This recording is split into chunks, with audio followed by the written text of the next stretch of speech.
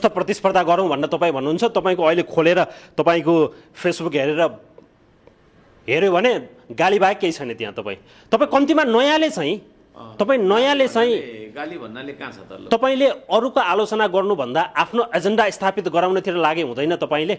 तपाईँ यो अरूलाई होच्याउने, अरूलाई चाहिँ टिका टिप्पणी गर्ने राजनीति हामीले धेरै देख्यौँ। तपाईँ जस्तो नयाँ राजनीतिक दलबाट चाहिँ आफ्नो एजेन्डा स्थापित गर्ने र अरूको विषयमा किन अहिले टिका टिप्पणी गर्नु त्यति धेरै जरुरी छ र तपाईँलाई?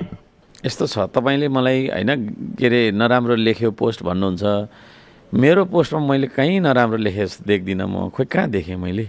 लेखेको छैन। तपाईँले त त्यसलाई यो सत्य कुरा लेख्या हो, गाली होइन, मतलब टिका टिप्पणी होइन। तपाईँको नाम अपिल त्रिपाठी होइन? तपाईँ अपिल त्रिपाठी हुनुभयो के अरे हुनुहुन्छ भन्दाखेरि त्यो गाली हो? अब तपाईँले त्यहाँ साँचो कुरा त भन्नुपर्छ त हजुर। हर्क साम्पाङ यस्तो हो भनेर भन्दाखेरि मैले स्वीकारेको छु त। मैले गरेको गल्ती तपाईँले गर्नुभएको गल्ती भनिदिनु न मलाई, म त्यहाँबाट सच्याउँछु पनि के।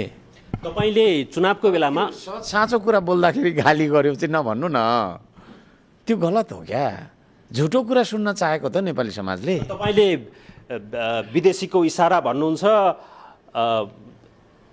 शब्द त ठ्याक्कै के प्रयोग गर्नुभएको छ मलाई थाहा छैन। अहिले ठ्याक्कै शब्द चाहिँ कस्ता तपाईँले प्रयोग गर्नुभएको छ थाहा छैन। इसारामा चलेको छ त सरकार, विदेशीको इसारामा चल्दैन त यो। अब पुष्टि नहुने कुरालाई तपाईँले यो चुनावको बेलामा किन मसला बनाउनु पर्यो? त्यस्ता चिजहरू पुष्टि गर्न सक्नुहुन्छ?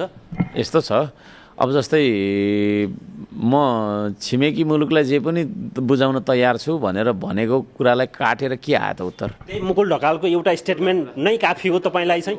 अर्को कुरा तपाईँको चाहिँ नि अहिले भर्खर तपाईँको चाहिँ नि छिमेकी मुलुकतिरबाट गाडीहरू प्रयोग गरिएको छ नि होइन लिएर, त्यो के हो?